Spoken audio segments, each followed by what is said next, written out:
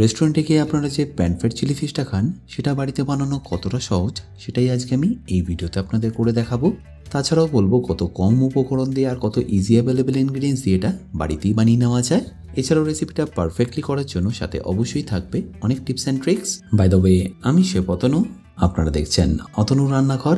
আর আজকে আমাদের recipe pan fried chilli fish. তাহলে এই প্যান ফ্রাইড চিলি ফিশ বানানোর জন্য আমি এখানে নিয়ে নিয়েছি 1 কেজি ভেটকি মাছ। আর আপনারা চাইলে এই ভেটকি মাছের পরিবর্তে বোম্বে ভেটকি, বাসা বা ভোলা মাছও নিয়ে নিতে পারেন। আর এই ভেটকি মাছগুলোকে আমি আগে থেকেই ফিলে করে রেখেছি, তাই সেটাকে ঠিক আমি যেভাবে কাটছি সেইভাবেই কেটে নেবেন। আপনারা হয়তো নিশ্চয়ই বুঝতে পারছেন ছুরিটাকে আমি একটু ক্যারাচে করে কাটছি, তাতে দেখবেন প্রত্যেকটা পিস একদম সমানভাবেই কাটা হবে।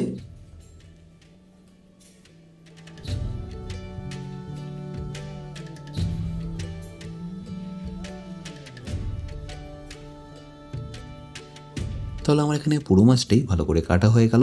তাই এবার এটাকে নিয়ে নিচ্ছি একটা বাটির মধ্যে। তারপরে এই মাছগুলোকে আমি ম্যারিনেট করে নেবো সামান্য একটু সাদা তেল, তারই সাথে 1 চা চামচ আদা রসুন বাটা, সাথে স্বাদ মতো নুন, 1 চা চামচ ব্ল্যাক পেপার পাউডার, আর সবশেষে সামান্য একটু লেবুর রস দিয়ে এটাকে ভালো করে মাখিয়ে নেবো। আপনারা যদি লেবুর রসের পরিবর্তে ভিনিগার দিতে চান তাহলে সেটাও দিতে পারেন। ব্যাস, এবার এটাকে একবার ভালো করে মাখিয়ে নিয়ে রেখে দিন সাইডে 5 থেকে 10 মিনিটের জন্য। ততক্ষণ এটাকে কোট করার জন্য কী কী নিয়ে নিতে হবে সেটা দেখে নিন।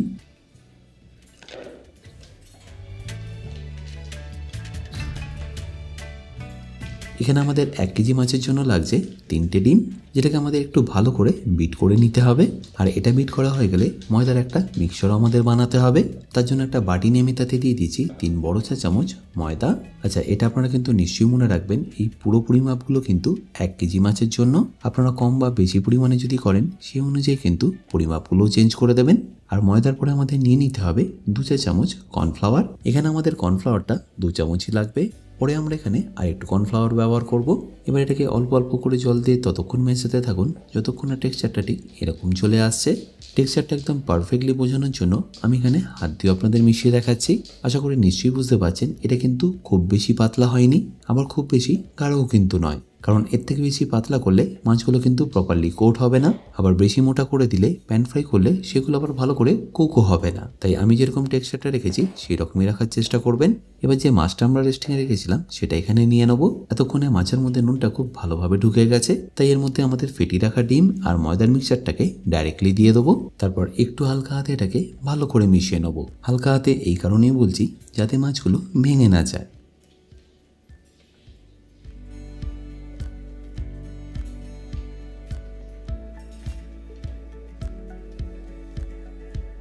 আচ্ছা, এবার এখানে আমি একটু গরম জল করে নিয়ে ডাইরেক্টলি দিয়ে দিয়েছি 10-15টা শুকনো লঙ্কার মধ্যে, যাতে এটা তাড়াতাড়ি ভিজে গিয়ে নরম হয়ে যায়। আর এটা যতক্ষণ ভিজছে আমি এখানে কয়েকটা ভেজিটেবল কেটে নেবো। তার মধ্যে সবার প্রথম আমি কেটে নেবো 2টো মিডিয়াম সাইজের পেঁয়াজ। আচ্ছা, এখানে বলে রাখি কোন রেসিপির জন্য কী কাটিং কী পদ্ধতিতে করতে হবে সেই সব কিছু কিন্তু আমি শিখিয়েছি আমার বেসিক কুকিং কোর্সে। তাছাড়াও সেখানে আপনারা পেয়ে যাবেন বিভিন্ন রকম স্যালাড, ম্যারিনেশন, এছাড়াও প্রায় 60টারও বেশি ভিডিও, যেগুলো আপনাদের হেল্প করবে নিত্য প্রয়োজনীয় রান্নাগুলোকে আরও সুস্বাদু করে তোলার জন্য। লিঙ্কটা যদিও আমি ডেসক্রিপশানে দিয়ে রেখেছি, তাও বলে রাখি কিনতে যদি আপনাদের কোনো রকম অসুবিধা হয় আমার সাথে এই হেল্পলাইনে যোগাযোগ করতে পারেন, কিংবা আপনারা ডাইরেক্টলি ভিজিট করতে পারেন আমার নিজস্ব ওয়েবসাইট www.otonurannaghar.com এ।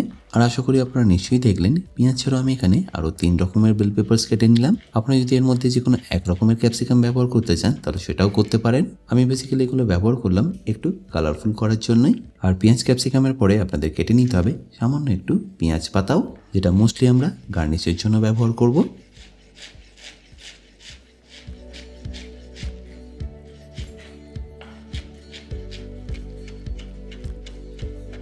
তাহলে আমাদের এখানে এই কটাই ভেজিটেবল কেটে নিতে হবে।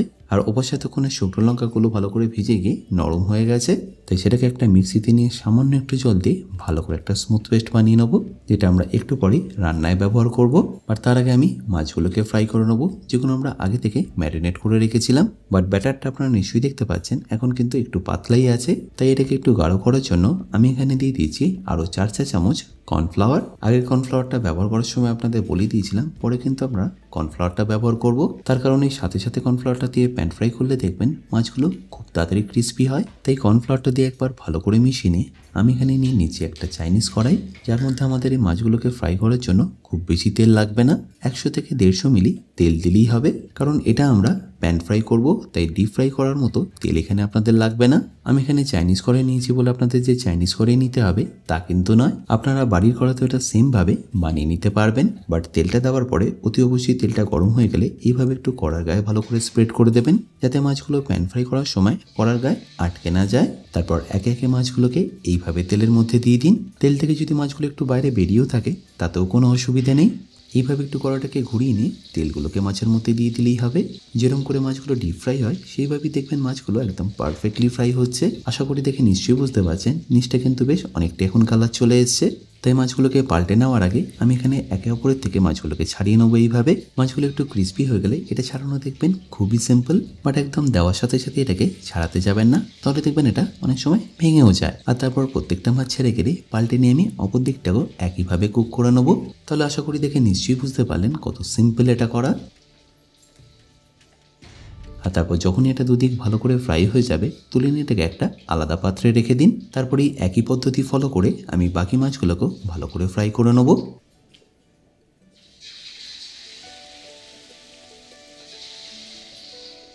আর আমরা যখন হোটেলে রান্না করি তখন এটাকে আর এক একটা করে ইন্ডিভিজুয়ালি পাল্টাই না, জাস্ট এইভাবে ফ্লিপ করে নিয়ে এক একটা মাছগুলোকে ভালো করে ছাড়িয়ে নিই। বাট সেটা যদি পারেন তো করবেন, বাট না পারলে ঠিক আমি যেভাবে দেখালাম সেইভাবেই করে নেবেন।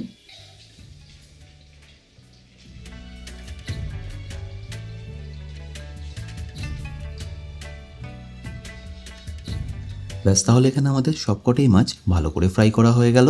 আর মাছটা ফ্রাই করার দরুন আমার এখানে তেলটা বেশ অনেকটাই কমে গেছে, সেই জন্য এখানে আমি অ্যাডিশনাল আরও 30 ml তেল অ্যাড করছি।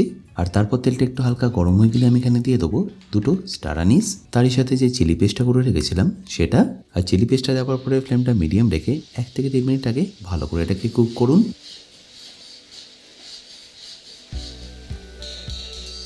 তারপর যখনই দেখবেন কালারটা একটু ডার্ক হয়ে আসছে তখন এখানে দিয়ে দিন 2 চা চামচ কুচনো রসুন আর 2 চা চামচ কুচনো আদা। তারপর ফ্লেমটা মিডিয়াম রেখে আরও 2 থেকে 3 মিনিট এটাকে ভালো করে ভেজে নিন। মোটামুটি যখনই দেখবেন এটা একটু ভাজা হয়ে এসছে তখন এখানে দিয়ে দিন 1 থেকে 1.5 চামচ মতো ভিনিগার। তারপর সেটাকে একবার ভালো করে মিশিয়ে আপনাদের ততক্ষণ এটাকে কুক করতে হবে যতক্ষণ না চিলি পেস্টটা একদম পারফেক্টলি কুক হচ্ছে। আর বুঝবেন কিভাবে যে চিলি পেস্টটা একদম পারফেক্টলি কুক হয়েছে, তার জন্য দেখে নিতে হবে চিলি পেস্টটার যখন কালারটা একদম ডার্ক হয়ে আসছে আর একটু এরকম দানা দানা হয়ে আসছে, তাহলে বুঝবেন চিলি পেস্টটা একদম পারফেক্টলি রেডি। ব্যাস, এই স্টেজে আপনাদের দিয়ে দিতে হবে কেটে রাখা পেঁয়াজগুলো, যেটাকে আপনাদের ফ্লেমটা মিডিয়াম রেখে 1 থেকে 1.5 মিনিট একটু ভালো করে ভেজে নিন।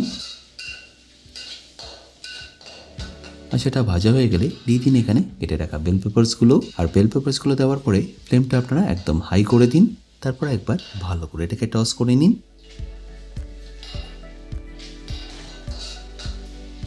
আর টস করা হয়ে গেলে এখানে দিয়ে দিন কিছু সস, যেমন 1 কাপ বা 250 গ্রাম মতো টমেটো কেচাপ, তারই সাথে 1.5 চা চামচ অয়েস্টার সস আর 1 চা চামচ ডার্ক সয়া সস। এই অয়েস্টার সস এখন আপনারা যে কোনো দোকানে পেয়ে যাবেন, তাই আশা করি এটা পেতে আপনাদের কোনো রকম অসুবিধা হবে না। আর এই সসগুলো দেওয়ার পরে একবার ভালো করে মিশিয়ে নিয়ে ফ্লেমটা লো করে দিয়ে দিন এখানে স্বাদ মতো নুন, তারই সাথে 1 চা চামচ মতো গোলমরিচ গুঁড়ো এবং সবশেষে একটু MSG বা আজিনামোটো। ব্যাস, তারপর এটাকে একবার ভালো করে মিশিয়ে নিন। যদি মনে হয় সসগুলো একটু গাঢ় হয়ে এসছে সেক্ষেত্রে আপনারা সামান্য একটু জল ব্যবহার করতে পারেন।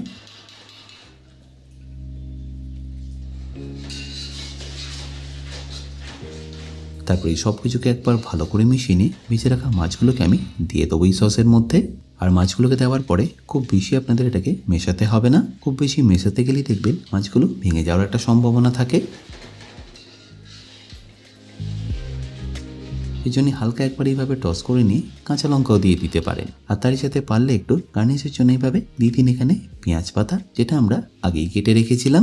ব্যাস, তাহলেই রেডি হয়ে গেল আপনাদের প্যান ফ্রাইড চিলি ফিশ। বাড়িতে কোনো গেস্ট আসলে বা যে কোনো দিন এটা আপনারা বানিয়ে ইজিলি খেতে পারেন। আশা করি পুরো প্রসেসটা বুঝতে আপনাদের কোনো রকম অসুবিধা হয়নি। আর রেসিপিটা যদি ভালো লেগে থাকে তাহলে প্রতিবারের মতো আমাকে কিন্তু কমেন্টে জানাতে ভুলবেন না।